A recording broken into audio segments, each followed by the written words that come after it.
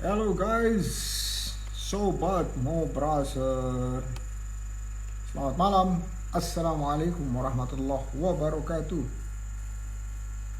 Maafkan 5 menit terlambat.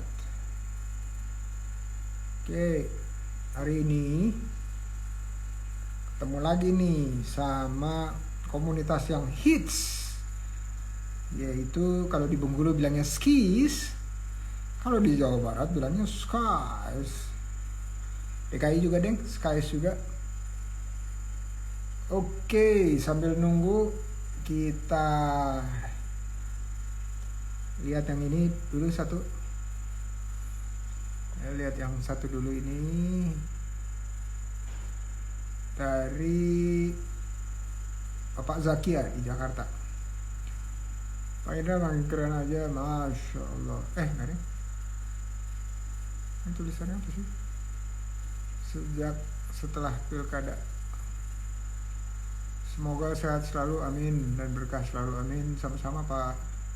Kalau ada yang ingin invest uang di usaha kita, apakah sebaiknya diterima?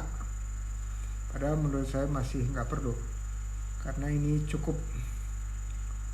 Dia menawarkan seperti bagi hasil. Jika menurut kita nggak perlu, bagaimana cara menolak halusnya? Oke. Jadi kalau itu usaha kita, memang seringkali kita punya persepsi atau pandangan yang beda dengan yang mau invest. Yang mau invest biasanya dia nggak kepengen ada dana dingin, namanya dana dingin yang di lemari es istilahnya gitu ya. Dia nggak pengen disimpan aja gitu, jadi ingin dibuat menjadi suatu usaha dan dilihat bahwa Pak Zakia ini berpotensi, punya karakter, bisa dipercaya dan seterusnya. Nah, kalau kita belum punya pikiran atau persepsi seperti itu, memang nggak usah dipaksakan ya. Apalagi kita menjalankan sesuatu yang kita nggak yakini. Jadi harus seyakin-yakinnya kita mengambil keputusan mengenai apa yang akan dijalaninya. Nah, kalau udah jelas kita maunya apa, berarti menurut saya halus itu harus digarisbawahi ya. Jadi menolak secara halus harus digarisbawahi bahwa itu harus jujur atau sesuai dengan integritas. Nanti abis ini saya putarin deh videonya ya, video mengenai integritas sebentar, 1 menit kira-kira ya. Nah, jadi apapun cara yang terbaik itu haruslah dengan sejujurnya. Bukan berarti yang penting saya jujur, cara penyampaiannya gimana ya terserah saya aja gitu, dan kemungkinan bisa mencederai kepercayaan orang. Nah, caranya gimana? Kalau saya misalnya gini, oh ini usaha saya, istri saya dan keluarga saya tanyakan dulu misalnya ya, karena ini adalah harus kesepakatan bersama,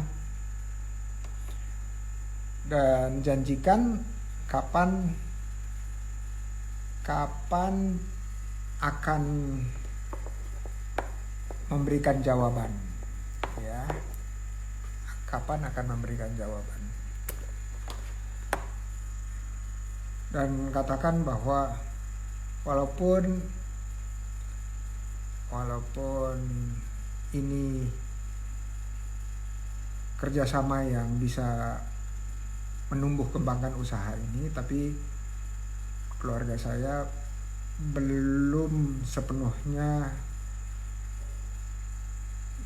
nyaman dengan bekerja sama dengan pihak lain. Satu saat mungkin Pak atau Bu yang mau investasi. Yang penting dari waktu ke waktu kita terus update.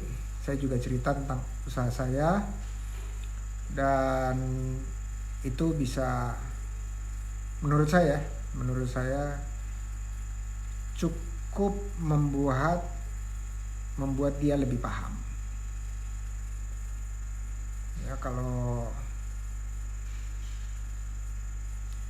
seperti itu saya rasa nggak akan ada rasa wah ini gimana sih gitu ya.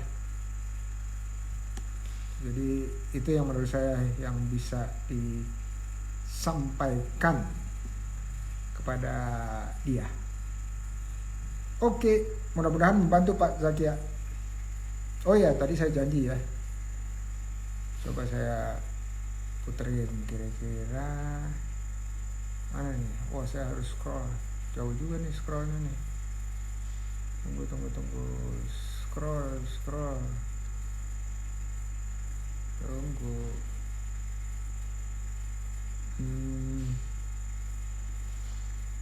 Coba nih ya. Nih, integritas. Integrity, dan integrity nggak cuma diterjemahkan sebagai amanah atau jujur dan yang baik-baik, tetapi integrity itu saya terjemahkan sesederhana apa yang ada di akal pikiran dan hati kita rasa itu keluar di lidah kita, jadi nyambung ya, ketersambungan dari lidah kita menjadi action kita di tangan kita itu sambung ya. Jadi ketersambungan antara yang di akal dan dirasa dengan di lidah dan di tangan, itu yang saya sebut sebagai integrity. Oke, itu dia tadi. Integrity, dan integrity nggak cuma. Nah, jadi itu saya bicara mengenai integrity, dan integrity itu adalah mau kita kerjasama, mau nggak kerjasama, yang penting kita harus apa yang ada di benak kita itu sambung dengan yang di lidah kita, terus sambung juga dengan apa? Dengan yang actionnya kita. Itulah integrity. Dan itu adalah saya sebut sebagai salah satu karakter entrepreneur yang bisa tumbuh terus gitu. Oke, nih tamu kita nih ya, kita lihat, coba siapa aja nih. Ada Kios Terase Sport sama Aza Group, kita undang ya yang udah. Oke, Kios sudah, terus Aza ada juga.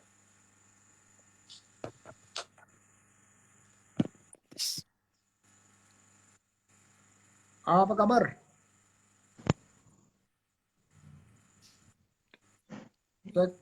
Bisa dengar suara saya? Ya, jelas, Pak. Jelas. Assalamualaikum, Prof. Assalamualaikum. Waalaikumsalam. Jelas suaraku? Alhamdulillah jelas. Alhamdulillah jelas. Oke. Ini di kota apa aja nih?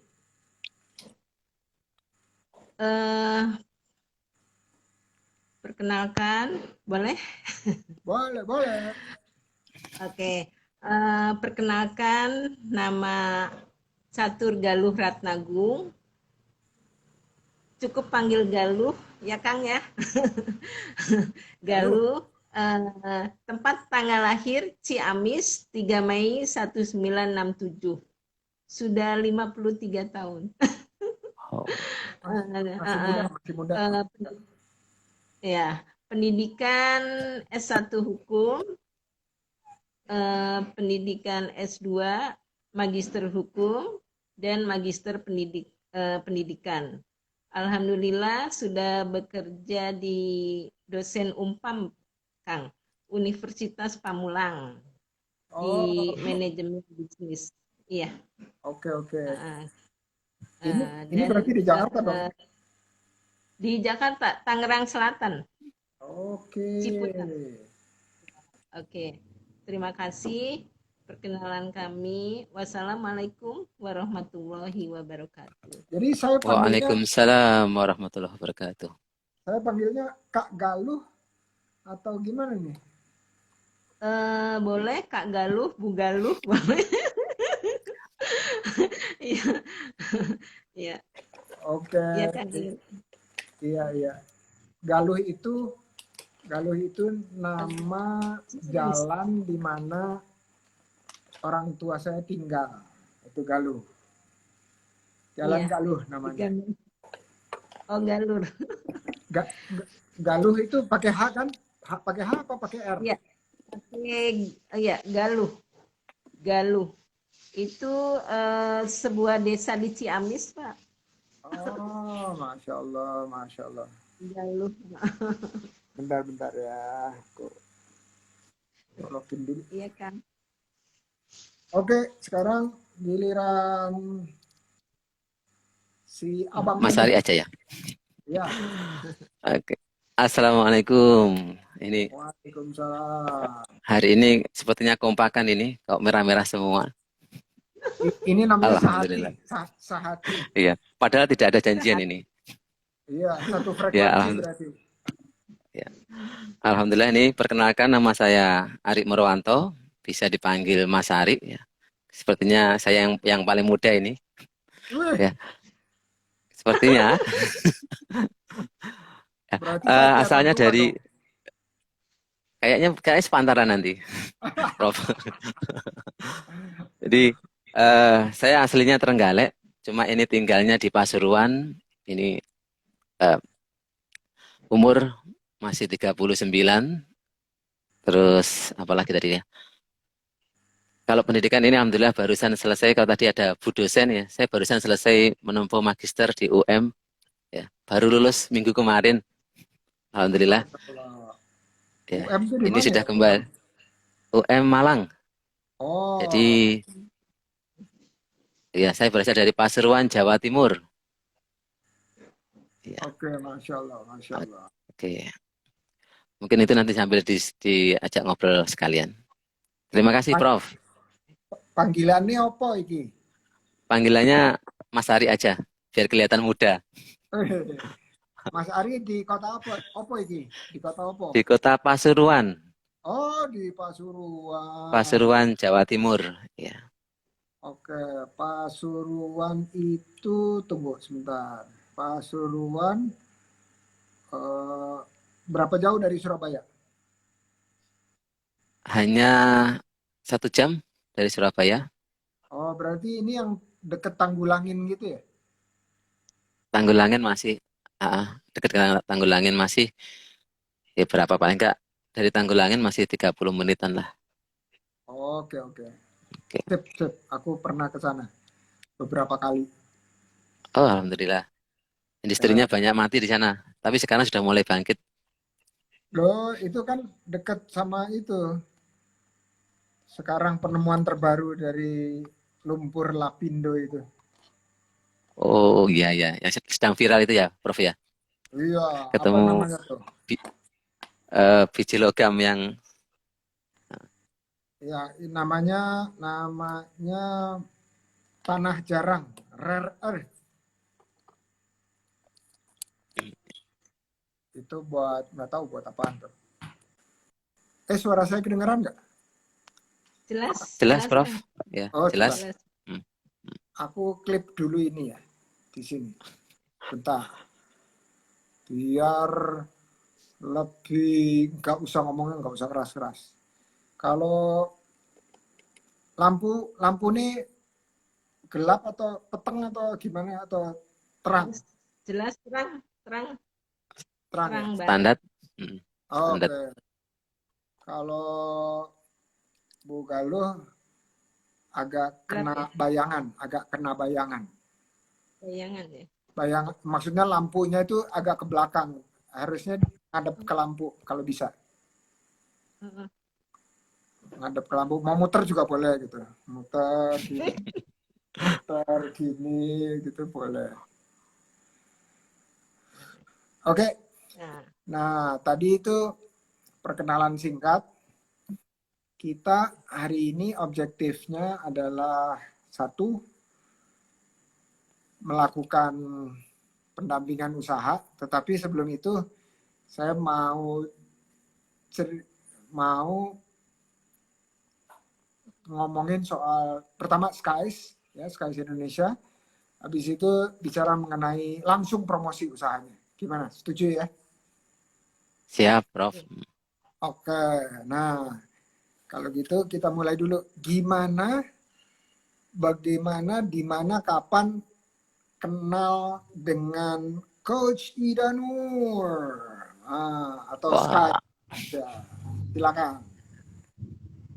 ya, monggo Bu Galuh terima dulu ya. kasih. Ya.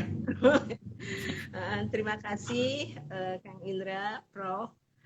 Kami ketemu Co Indah Nur itu tahun 2019. Waktu itu OKOC ada di Cilandak pelatihan mengenai pengelolaan keuangan. Nah, terus ketemu lagi tahun 2021 di Ciputat, Tangerang Selatan dengan acaranya kompetensi pendampingan UMKM. Alhamdulillah sudah kemarin dan kami berlanjut mengikuti acara OKOC Skies Indonesia Hebat dengan ketua umumnya yang humble, cantik, baik hati. Dan humble ya. Kita jadi teringat terus sama Cohida itu karena baiknya dan dia humble dan merekrut teman-teman supaya mengikuti OKOC Hebat. Terima kasih. Wassalamualaikum warahmatullahi wabarakatuh. Waalaikumsalam warahmatullahi wabarakatuh. Betul, humble karena dilatih jadi pramugari ya, jadi flight attendant. Itu pramugari itu semua rata-rata melayani. Humble. Ya, jadi humble itu adalah ciri khas dari pelayanan. Kalau orang mampu melayani berarti dia insya Allah humble gitu ya. Thank you. Ya. Nah, Mas Ari, silakan Mas Ari. Kalau saya ini mungkin mengenal Skis Indonesia baru, Prof. Jadi awalnya itu ada grup WA, itu grup Sinergi UKM Indonesia sekitar bulan Oktober 2021. Kemudian saya coba untuk ngeklik daftar di apa kemarin ya, di okoc.net. Nah, kemudian ternyata saya dihubungi sama Prof, sama waktu itu saya panggil Mbak Ida. Mbak Ida, oh ada apa dihubungi? Kemudian ayo ikut gabung dengan Skis Indonesia. Pertama acuh Prof, saya Prof, karena memang paling seperti apa ya, seperti anggapannya saya seperti kan banyak di sini kan banyak pendampingan itu banyak sekali. Awalnya saya acuhkan, tapi ternyata beliaunya ini luar biasa. Terus saya dihubungi, ditanyai gimana. Akhirnya saya masuk grup juga ya, grup. Nah, di sini saya mengenal, oh ternyata di sini justru malah kita lebih apa ya, bisa silaturahim. Kemudian ternyata Coach Ida ini luar biasa, dia keliling-keliling ya. Kemudian saya lihat juga status WA-nya juga lumayan sepak terjangnya walaupun seorang wanita, tapi ini juga memberikan inspirasi yang luar biasa sehingga ya sudah, Coach, ini kebetulan saya di Pasuruan ini sendirian untuk yang gabung Skis Indonesia. Ayolah kita kembangkan di wilayah Jawa Timur. Kalau memang nanti karena ini baru Oktober saya gabung Skis ini ya, Oktober 2021, Prof. Jadi baru masih beberapa bulan saja. Jadi saya belum merasakan seperti Bu Galuh tadi sudah bisa ketemu langsung dengan Coach Ida. Kalau saya hanya ketemunya by telepon sama by WA gitu aja. Ya. Tapi lumayan bangga juga ya Ternyata walaupun saya acuh tak acuh, tapi Coach Ija ini luar biasa. Terus WA, gimana usahanya Pak? Ya, gimana perkembangannya? Seperti itu. Masya Terima Allah, kasih, Prof. Ida. Masya Allah. Jadi karena baru gabung Oktober, apa sudah pernah ikut pelatihan dari Skies Indonesia? Pelatihannya rata-rata yang ini, yang apa? Untuk yang kalau secara offline-nya belum. Jadi rata-rata saya membaca materi-materi yang disampaikan di, kan setiap ada pelatihan, kemudian link YouTube-nya itu di-share ke grup WA. Nah, disitulah saya mempelajarinya. Ya. Oke, nggak apa-apa, nggak apa-apa. Belajar itu kan bisa bisa offline, ya. Itu barusan itu namanya online yang offline. Online. Ya, online belajar online yang offline. Kenapa? Karena nggak live. Ya kalau lagi live online itu ya betul online. Oke, nggak apa-apa. Yang penting dapat ininya. Nah, Dapat ilmunya. kalau pendampingan usahanya gimana? Selain tadi ditanya oleh Coach Ida, pendampingan Untuk usaha. pendampingan ya, ini untuk usaha saya atau Bu Galuh dulu? Boleh mau Bu Galuh dulu, boleh Mas Ari dulu, boleh. Monggo. Ya. Mengenai pendampingan, kita baru selesai. Nah, kemarin sudah di by WA, by telepon juga dikasih tahu supaya mengikuti pelatihan yang ada di Sky OKOC. Ada 7 top ya, program topnya. Nah, di sini melalui pertama pendaftaran. Terus pelatihan yang wajib diikuti anggota SKS itu 1, modal dasarnya. 2, modal dasar mengenai bisnis model dan operation. 3, modal dasar sales booster dan marketing. 4, modal dasar finansial. Wih, Ya. lengkap nih kayaknya. Oke.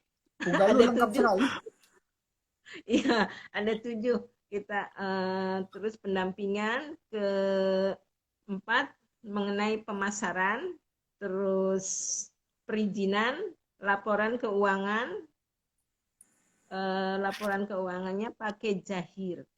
Ya, terima kasih sampai. Oke. Nah, tadi yang disebutin itu mudah-mudahan jadi motivasi buat Mas Ari gitu ya. Wah, ada 7 ya. Wah, harus ikut semuanya nih. 1, 2, 3 sampai 7-nya.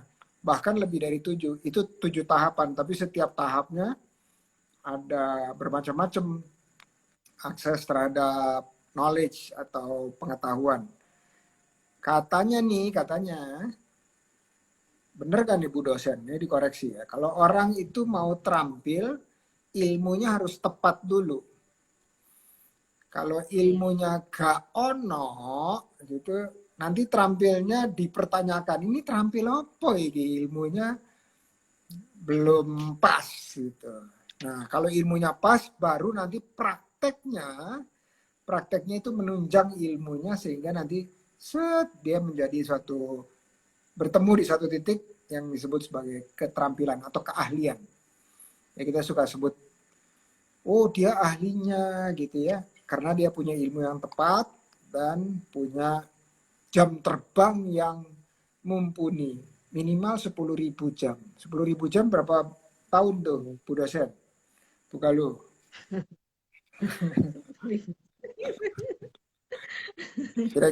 Kira-kira 4 tahunan gitu ya, 4-5 tahun, 3-4-5 kalau kerjanya getol gitu, gigi gitu ya 10.000 jam itu bisa coba. Kalau setahun itu berapa jam? Setahun itu 365 hari dikalikan 24. Nah, jadi piro tuh? Gak pakai tidur lah pokoknya.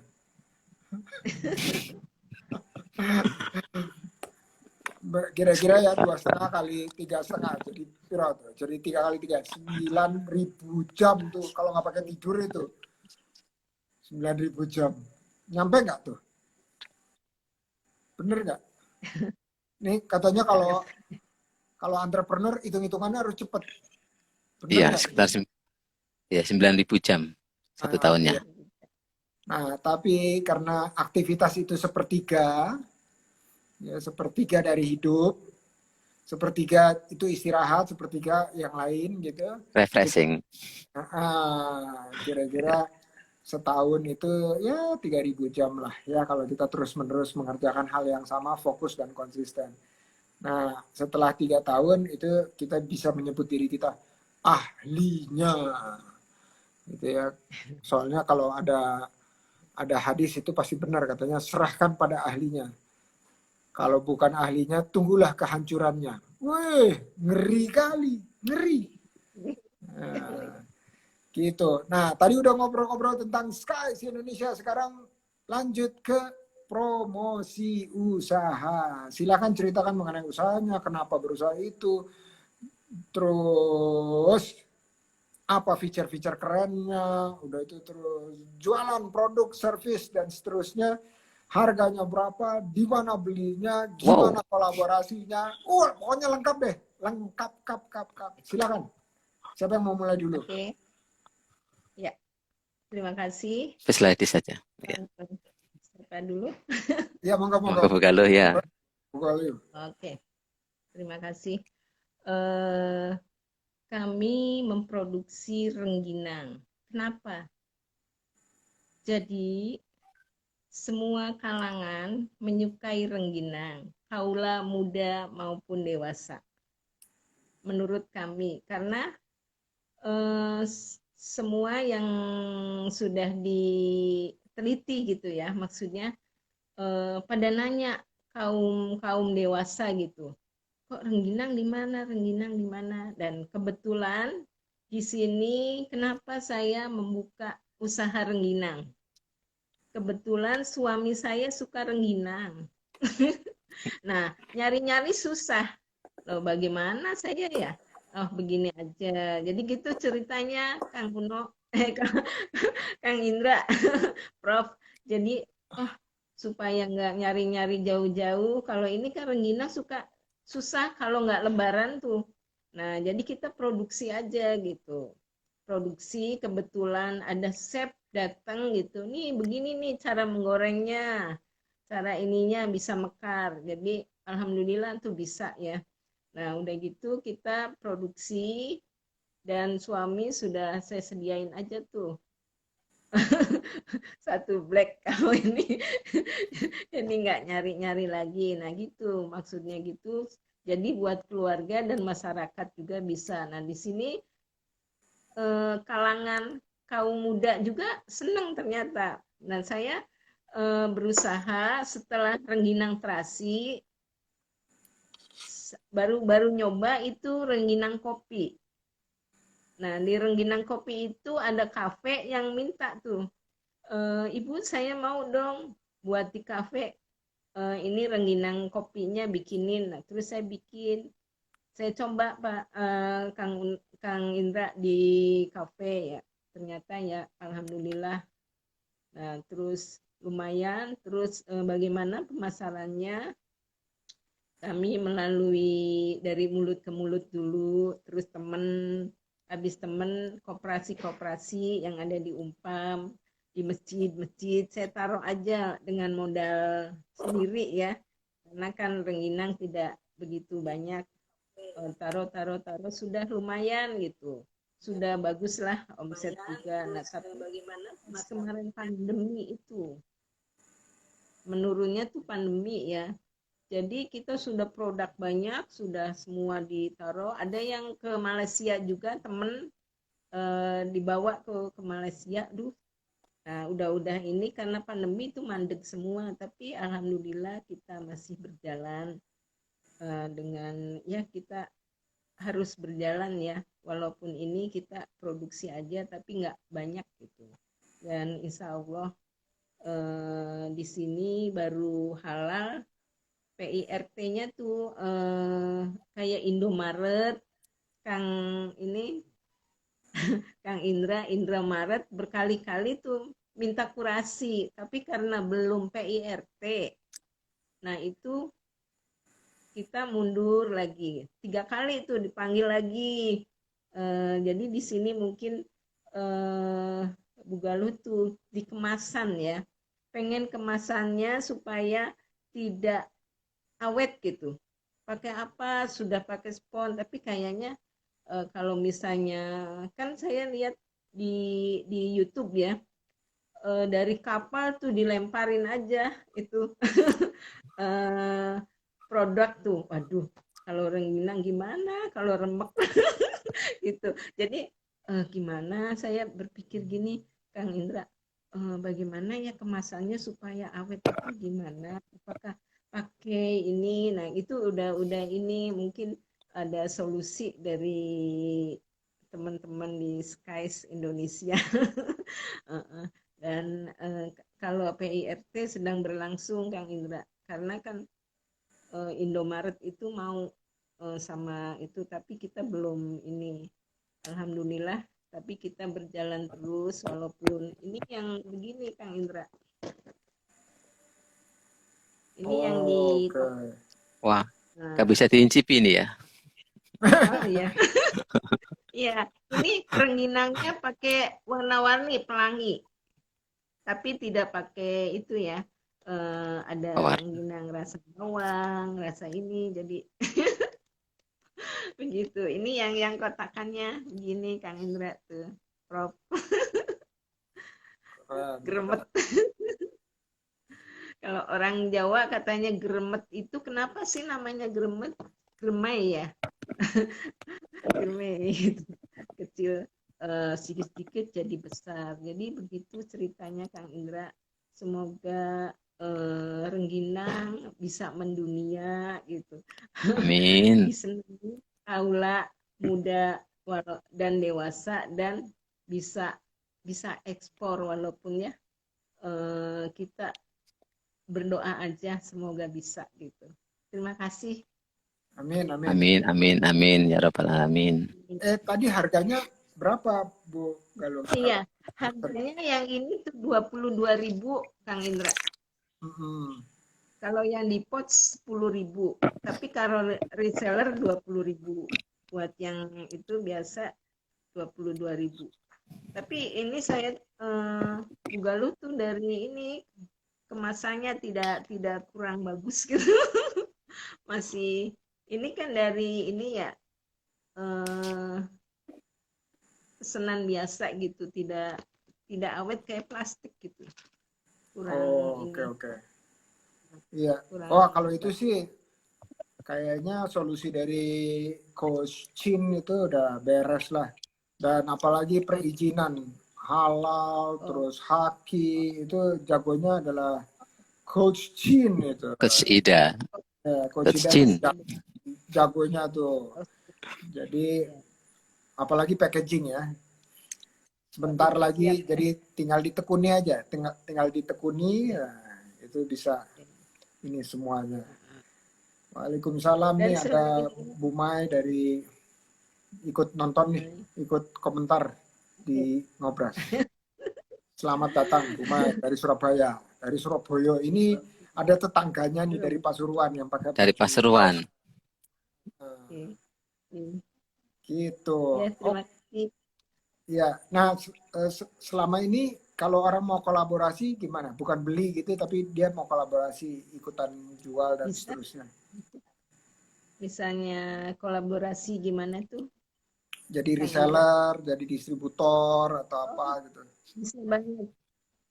Bisa banget. Nah itu kontaknya kemana tuh, Bu Galuh? Kotaknya? Ya. Kotak ininya pesannya. Iya, dia bisa menghubungi. Oh,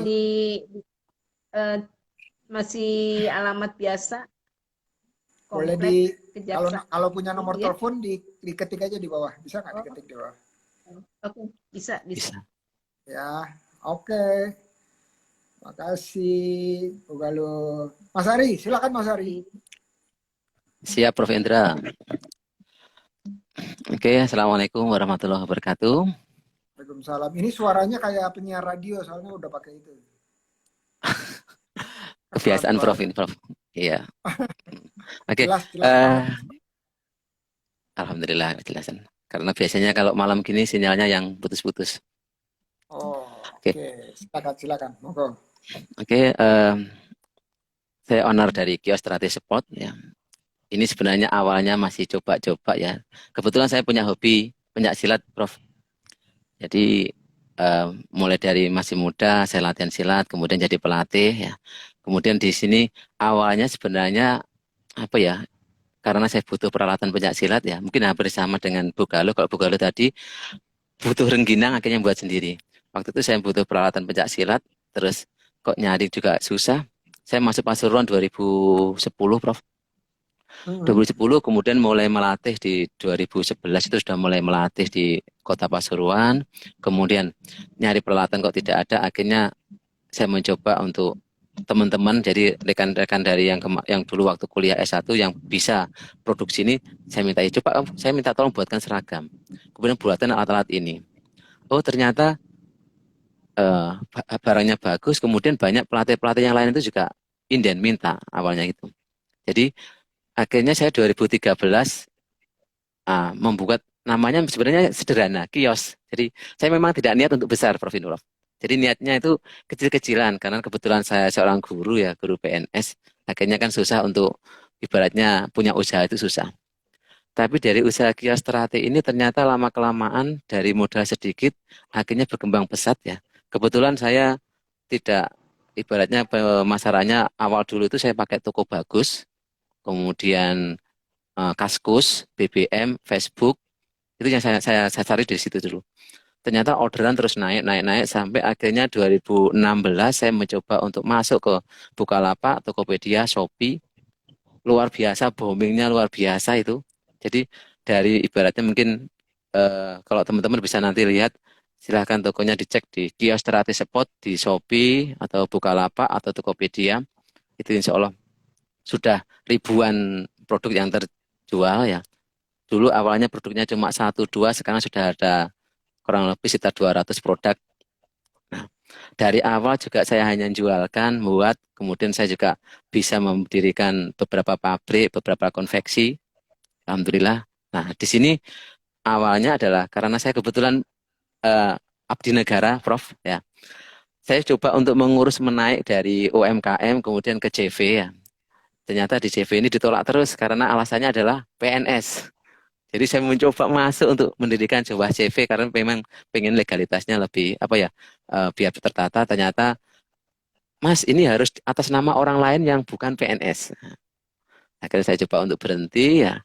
Kebetulan di Gestra tersebut ini saya ada ibaratnya dua rumah. Itu yang satu memang dipakai untuk melatih para UMKM Pasuruan Raya yang ingin belajar, Prof.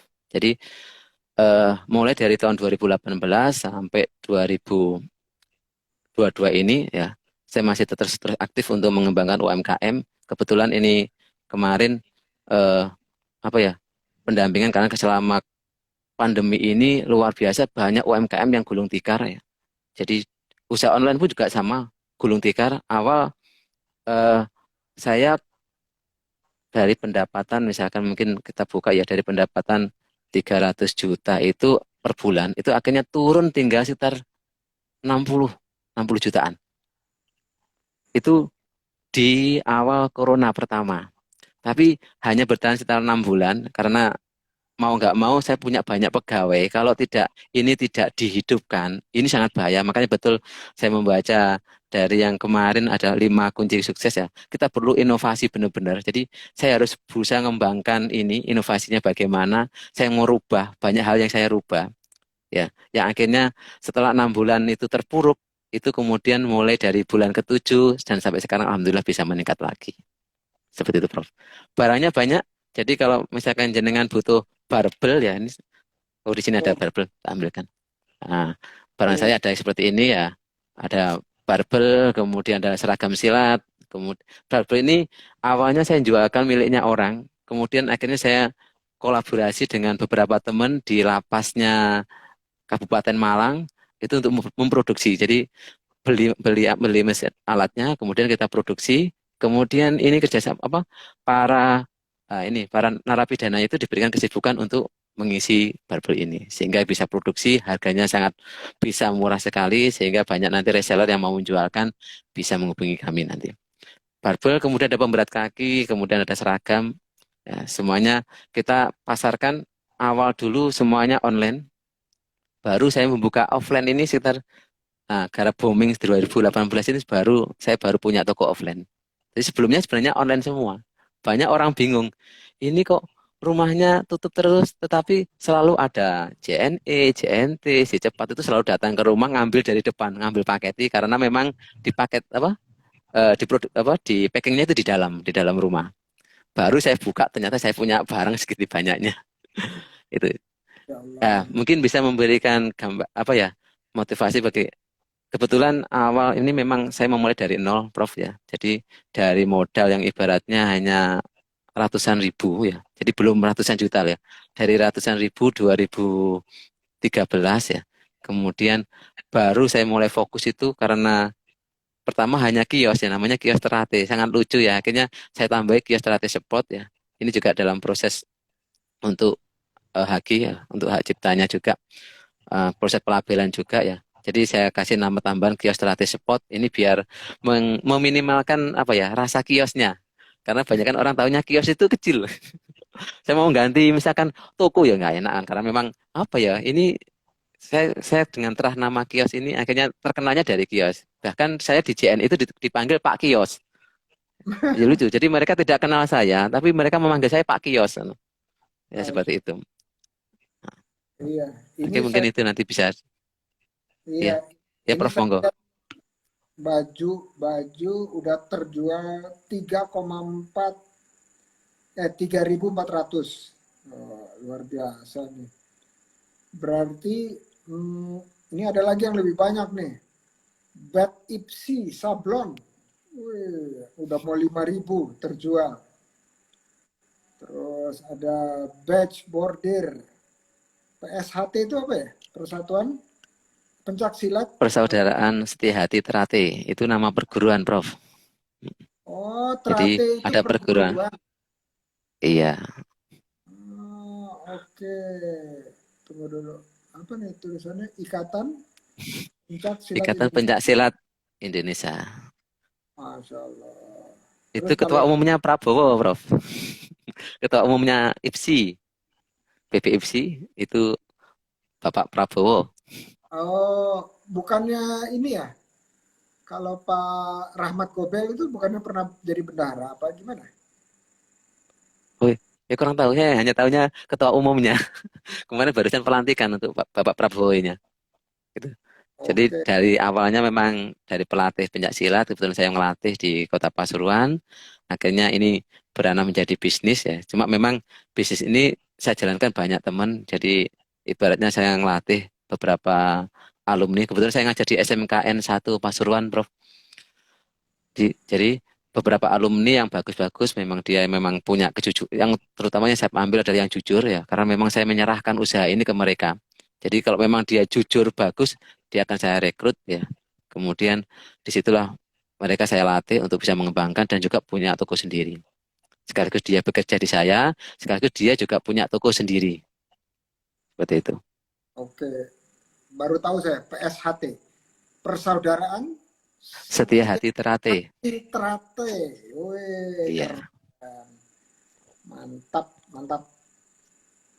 Oke, nah kalau mau beli kan udah langsung ke Shopee aja. Terus kalau mau Siap. kerjasama gimana? Kalau mau kerjasama?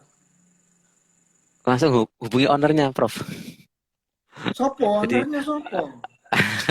Jadi langsung kalau untuk kerjasama karena kebetulan admin saya ada 7 ya. Jadi 7 ini nanti eh kalau order nanti bisa ke admin ya. Misalkan mau jadi reseller atau jadi apa itu ke admin. Tapi kalau mengadakan kerjasama itu langsung biasanya dari admin itu ngasih nomor saya. Tuh, Oh, seperti itu. boleh ditulis di sini nggak nomornya?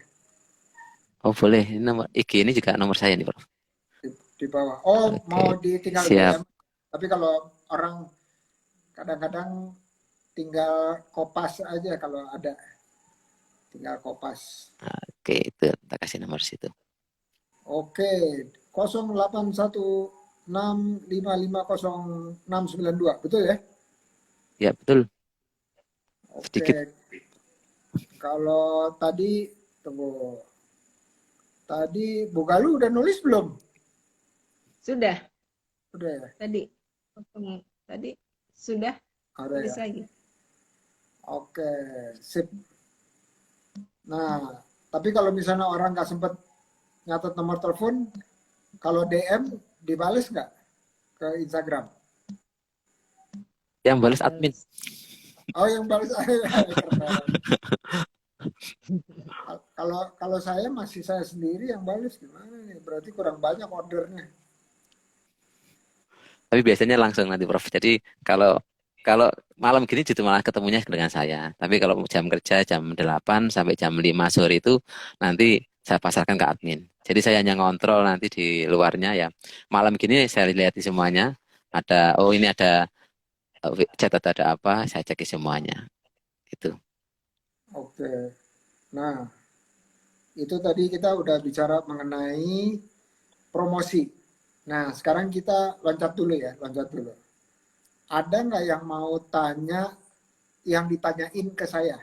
Ayo Bu Galuh sama Mas Ari. Kalau saya ada, Prof. Oh, ada, ya. Bu Galuh ada yang mau ditanyain nggak saya? Ya, Bapak dulu deh. Oh, saya dulu. Mas Ari dulu. Ya.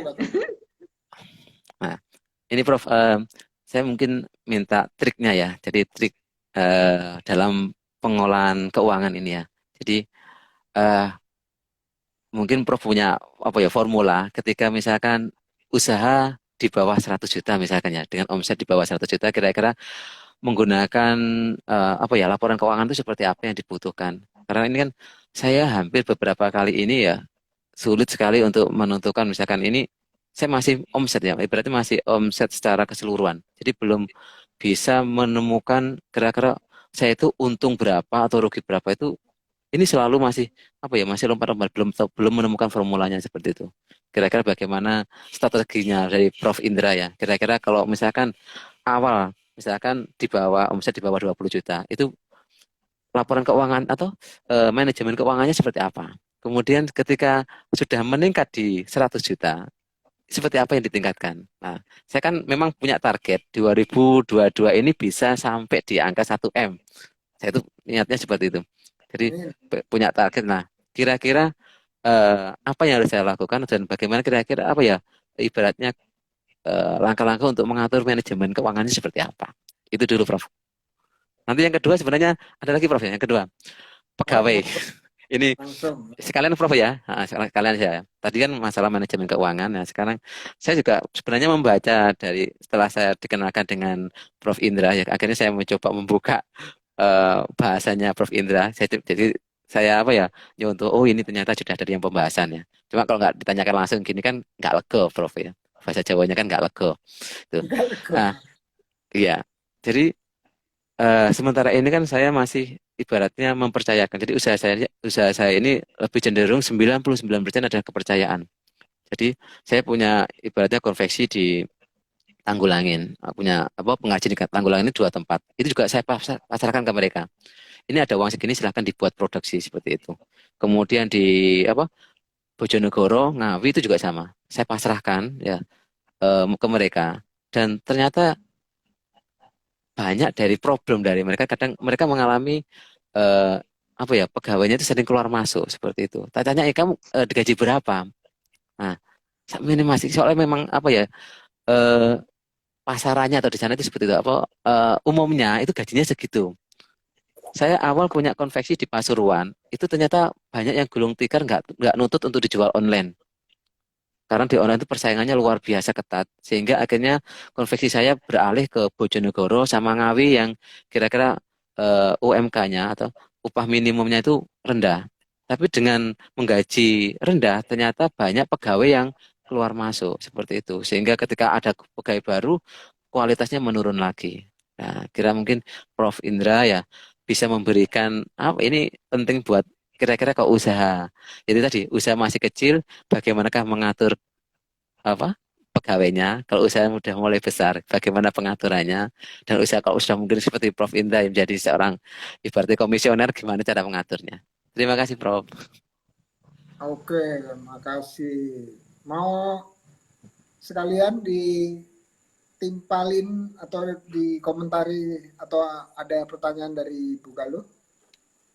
Ya, kalau di sini Rengginang mungkin Prof. Indra, kita di kemasan dan perizinan ya. Karena rencana 2023 tuh pengen ekspor. Nah, di sini kan perizinannya belum sesuai dengan target ekspor. Jadi harus perizinan dan kemasannya baru insya Allah pengen 2023 itu kita ekspor. Nah, di sini kan rengginang itu disukai daerah itu Timur Tengah. Katanya itu sukanya rengginang di situ yang gurih-gurih. Jadi rencana tuh bagaimana nih? Tapi di sini kemasannya mungkin minta tolong Prof. Indra bagaimana mengenai semuanya supaya bisa lancar gitu. Terima kasih Prof. Indra. Oke, terima kasih. Saya jawab dari yang singkat aja dulu ya. Kalau saya loncat-loncat jawabnya gitu. Siap, Prof. Kalau Mas Ari kendaraannya suka naik motor nggak? Saya sepeda pancal iya, motor iya, mobil iya, pesawat iya. Oke. Katakanlah motor. Kalau sepeda pancal itu kadang ada gauge-nya. Gauge itu apa? Kayak dashboard gitu kadang nggak ada. Nah, kalau motor itu selain speedometer kecepatan, itu pasti ada temperatur sama meteran bensin, betul ya? Ya. Nah, meteran bensin itu mau jauh, dekat, segala macam, itu selalu kadang-kadang kita sering lirik itu. Mau mulai, kita lirik, udah itu terus jalan jauh, kita lirik lagi gitu. Itu ukuran kita bisa sampai kemana atau enggak. Nah, di dalam usaha sama persis. Harus ada yang tadi disebut dashboard gitu ya. Satu hal yang kita lihat terus yang menunjukkan kinerja usaha ini seperti apa. Jadi yang pertama itu harus terukur, dan terukurnya menurut saya harus sesuai dengan keahliannya. Kalau keuangan ya keuangan, SDM ya SDM, karena masing-masing beda kan ya. Dan menurut saya nggak harus mahal, ya nggak harus mahal untuk hal tersebut. Misalnya contoh, saya kasih contoh. Kalau di OKOC kita punya mitra namanya OKGAN, OKGAN gitu ya. Kalau orang beli apa gitu, GAN gitu, Sundul GAN gitu ya. Jadi dari singkatan dari Juragan gitu. Nah, itu dia menawarkan jasa pencatatan keuangan melalui WA. Jadi kita nggak harus ngerti apapun mengenai keuangan. Yang penting pengeluaran kita WA ke nomor dia, pemasukan omset kita WA juga gitu. Terus nanti setiap hari ada konsolidasi otomatis mengenai masuk keluar, udah itu terus nanti kalau udah sebulan itu ada neracanya keluar, ya laba rugi keluar, neraca keluar dan seterusnya. Terus itu juga bisa didampingi untuk tadi HPP, margin operasional, margin kalau kita sebutnya EBITDA gitu ya, setelah dikurangin macam-macam. Terus ada profit before tax, ya, keuntungan bersih sebelum bayar pajak.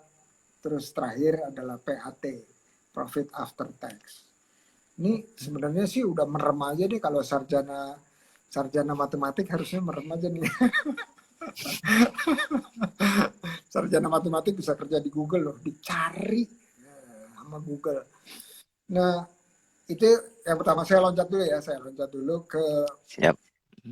ke Bugalu. Bugalu kalau ekspor, satu hal yang saya dengar dari pelaku ekspor, dan kita punya penggerak yang sebutannya OKOC Export. Tinggal ketik aja di Instagram, OKOC Export. Itu yang ngajar namanya guru karate itu. Sensei Handy, ya, Sensei Handy. Dia udah nggak tahu dan berapa tuh ya. Pokoknya udah tinggi. Kalau di silat itu udah apa? Di atasnya pendekar apa? Ada nggak? Ada. Ya pokoknya udah tinggi lah. Nah, ternyata apa yang kita pikirkan mengenai izin yang harus terpenuhi untuk ekspor. Ekspor itu kan bisa 1 kilo, 2 kilo, bisa 1 kontainer, 2 kontainer. Nah, kalau mau kita uji coba dulu 1 kilo, 2 kilo, 10 kilo, itu untuk kita kirim, itu terserah sama buyernya, pembelinya. Jadi contoh ya cerita, ada salah satu, dan dia tiap bulan buka pelatihan mengenai ekspor setiap bulan. Dan orang-orang yang sudah berhasil itu adalah yang bikin misalnya contoh sambal. Sambal saya tanya, udah ada izin apa? Belum ada Pak. Kok udah bisa ekspor ke Singapura, ke Malaysia gitu? Iya nggak tahu nih Pak Hendy, orangnya ditemuin, udah itu terus pembelinya bilang, oh nggak perlu saya sih nggak perlu yang kayak gitu-gituan gitu. PIRT nggak laku lah di sana katanya. Halal juga nggak laku di sana. Yang penting saya taste enak, saya bilang dia beli. Dia bayarnya seperti itu. Nah nanti di sana mereka urusin gitu ya, ekuivalen izin edar di sana dan seterusnya. Jadi imported by gitu, terus udah itu terus mereka punya. Jadi sambil jalan aja, bukan sambil jalan ngobrol sama Sensei Handy ini. Jadi di OKOC Export udah itu terus kita bisa sambil ngurusin izinnya. Kadang-kadang juga nggak perlu izin-izin yang kita pikir ya diperlukan untuk ekspor. Mungkin yang ada itu adalah yang kontaineran gitu. Kita kan mulainya dari level mikro kecil menengah aja dulu gitu ya, supaya dapat. Nah misalnya ada OKOC Forever komunitas di Depok, namanya Mbak Dini. Mbak Dini itu dia produknya dikemasnya kayak gini nih ya, kemasan standing pouch gini. Udah itu terus dia ngirim ke Singapura, Malaysia gitu 10 kilo gitu ya. Walaupun dia udah ada BPOM-nya gitu, tetapi BPOM kayaknya di sana nggak laku kali ya. Jadi harus sesuai dengan izin yang ada di sana. Tetapi itu bisa kerjasama dengan importirnya atau buyernya kita sebutnya. Jadi langsung aja kontak, bilang aja saya yang minta Bu Galuh kontak. Dan dia kebetulan di Jakarta Timur. Dia punya dojo ya, di Jakarta Timur. Kontak aja, kalau enggak ke Mbak Winnie. Mbak Winnie punya nomor teleponnya langsung. Nah itu yang Bu Galuh. Nah jadi contoh tadi kembali lagi ke Mas Ari. Nggak harus mahal ya, aplikasi, metode, yang penting kita semuanya tercatat. Kalau nggak tercatat itu baru bubar, itu namanya baru bubar, usaha itu bubar kalau nggak tercatat. Nah enaknya kalau lewat Shopee itu minimal omset atau penjualan itu tercatat, minimal gitu ya, tercatat. Nah kita belinya dari mana, kadang-kadang ada yang manual gitu ya, kadang-kadang ada yang juga dari online shop juga, dia udah punya sistem bagus. Kedisiplinan keuangan itu adalah masalah kedisiplinan pencatatan, itu aja. Nggak ada kayak silat lah. Silat kalau nggak disiplin latihan itu ya nggak bakalan bisa ikut kejuaraan atau nggak akan naik tingkat dan seterusnya. Oh di sini ada juga nih KMA dari Cirebon, OKOC Forever Cirebon. Wah ini dia nyeletuk tadi katanya pendekar gitu ya. Ternyata Profesor silat. Masya Allah. Nah itu ini juga KMA juga bisa ditanyain mengenai banyak hal karena dia udah dari 2020 ini memproduksi hal-hal yang terkait dengan sanitasi gitu ya. Jadi usahanya meningkat dengan gara-gara bikin sederhana hand sanitizer waktu di awal-awal. Jadi naik gitu usahanya. Nah, ini bisa belajar juga dari, dan kecantikan juga bisa belajar dari dia.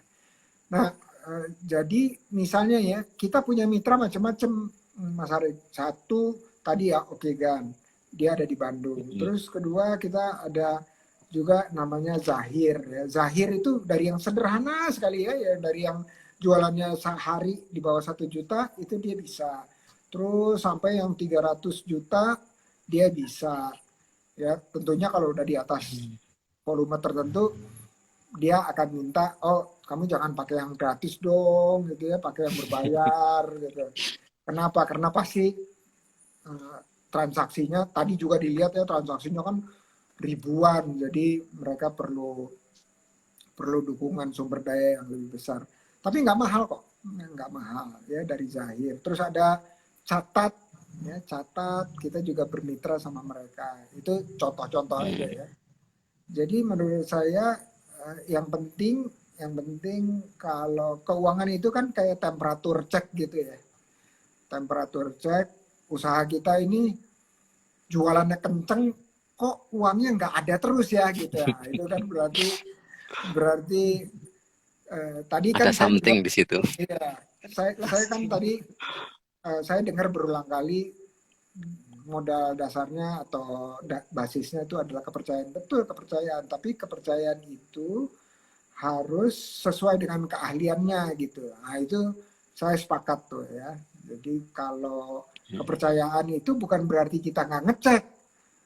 Ya, jadi kalau di perusahaan itu ada yang eksekutif atau yang operasional, terus ada yang mengawas. Mengawas itu namanya komisaris. Komisaris itu tugasnya nggak boleh sering-sering lihat tiap hari gitu, nggak boleh. Dia cuma lihat 2 bulan sekali. Ya, kalau lebih dari 2 bulan sekali, terus otoritas jasa keuangan (OJK) itu akan marah gitu. Ini ngapain ini? Ngelihat tiap hari, udah 2 bulan sekali aja. Kenapa? Kalau dilihat tiap hari, lama-lama yang tadinya ngawasin mendekati ngambil keputusan. Nah, itu nggak boleh. Yang ngawasin nggak boleh ngambil keputusan. Itu prinsip dasar mengenai pengelolaan sesuai dengan corporate governance gitu ya. Pengelolaan tata kelola yang baik.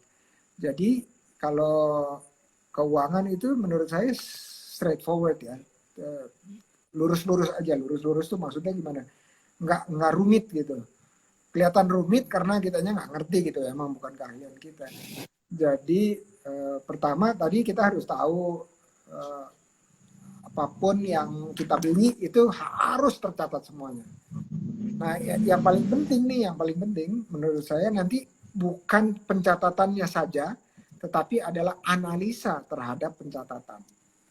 Nah analisa terhadap pencatatan, misalnya ini contoh. Kalau di dunia investasi di tempat saya berkiprah itu hitungannya adalah IRR. IRR itu internal rate of return. Jadi pengembalian internal, tingkat pengembalian internal dari usaha yang kita investasikan. Itu angkanya harus di atas 25%, baru kita lega gitu ya, istilahnya lega. Kalau di bawah 25% itu harus biaya-biaya yang lain harus diperketat sampai bawah supaya marginnya itu cukup. Kenapa? Karena kita juga punya komitmen menumbuhkan usaha ini sekian banyak per tahunnya, dan memberikan keuntungan kepada para penanam modal. Ya, walaupun mereka ngerti lah, wah lagi susah ya, pandemi ya gitu ya, ngerti. Tapi kita nggak mau mereka maklum aja gitu. Oh percaya aja, percaya gitu, nggak mau. Harus lihat secara detail kinerjanya seperti apa. Nah, kalau misalnya kita terlalu dekat atau ownernya Mas Ari terlalu dekat dengan teman-teman yang menjalankan, Mas Ari bisa taruh satu layer lagi, orang ketiga. Misalnya orang ketiga bukan di dalam manajemen, tetapi setiap tahun ada yang kayak dokternya gitu ya, dokter keuangannya datang. Dia melakukan audit. Nah, kebetulan saya juga menjalankan usaha, bukan usaha, yang kita sebut social entrepreneur. Jadi yayasan yang mendidik para entrepreneur, dan ini tidak ada keuntungan kan, semua kelebihan surplus itu dibalikin lagi. Nah itu tiap tahun bukunya harus lulus standar pengecekan ya, audit itu dari PricewaterhouseCoopers, PwC. Ngomong-ngomong kok kita udah lewat 11 menit ya? Saya kepanjangan kayaknya nih ngomongnya nih. Asik, Bro. Bahasanya asik. Mohon maaf. Ini saya 4 menit lagi deh, 4 menit lagi buat teman-teman yang lain, kan udah terlalu malam ya. Nah, itu sederhananya itu. Jadi nanti kalau mau diskusi lanjutan anytime lewat tanya aja Mbak Winnie, nomor telepon saya berapa atau DM saya. Ya, jadi harus ada standar tertentu. Kepercayaan bagus, tapi kita juga diajarin harus waspada. Ya, artinya kita monef gitu ya, monitoring dan evaluasi itu harus ada. Dan kalau itu nggak ada, artinya kita melakukan jelek buruknya tuh pembiaran. Nah, kalau di usaha, kalau udah sampai titik itu, dia usahanya kalau dia naik, kita nggak tahu kenapa naik. Kalau dia turun, kita juga nggak tahu kenapa dia turun. Kalau dia steady gitu, kita juga nggak tahu kenapa tuh. Gitu. Ya, jadi pengukuran dari suatu tujuan itu adalah kunci utama kita bisa improve. Nah, bahasa Inggrisnya sederhana. If you can measure it, then you can improve it. Ya, jadi kalau sesuatu itu dapat diukur, sesuatu itu dapat ditingkatkan atau diperbaiki atau ditumbuh kembangkan. Ya, jadi konsepnya sederhana. Nah, untuk SDM lebih susah. Ya, lebih susah kenapa? Karena dia bukan ilmu pasti. Ya, jadi saya justru dari ilmu pasti saya pindah ke ilmu tidak pasti gitu tidak ya. Pasti. Ya, jadi SDM. Nah, ini menurut saya harus ahlinya yang nangani. Dan sistemnya kalau SDM cuman rumusnya ada namanya 4R. 4R. Yang pertama recruiting atau rekrutmen ya. Satu, itu R yang pertama.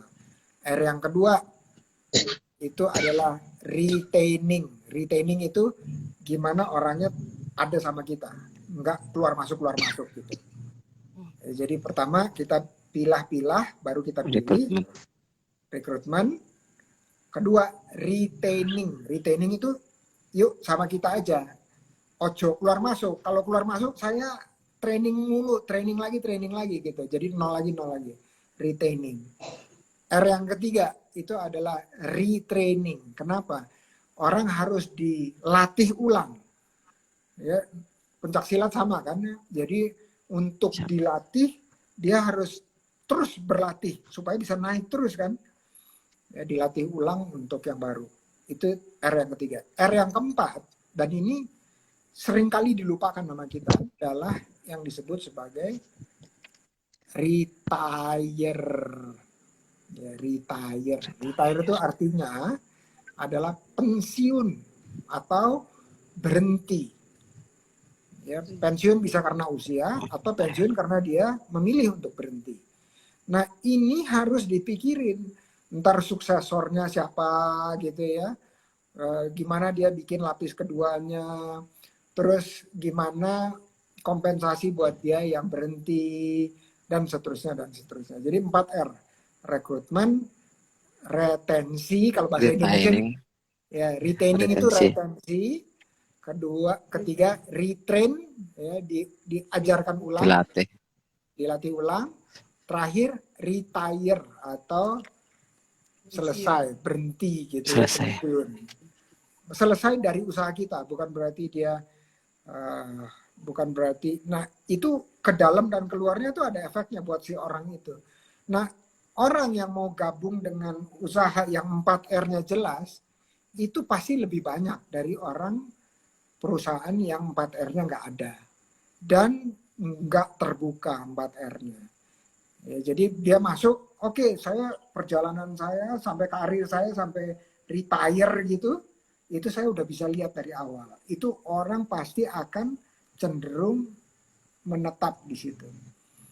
Oke, ini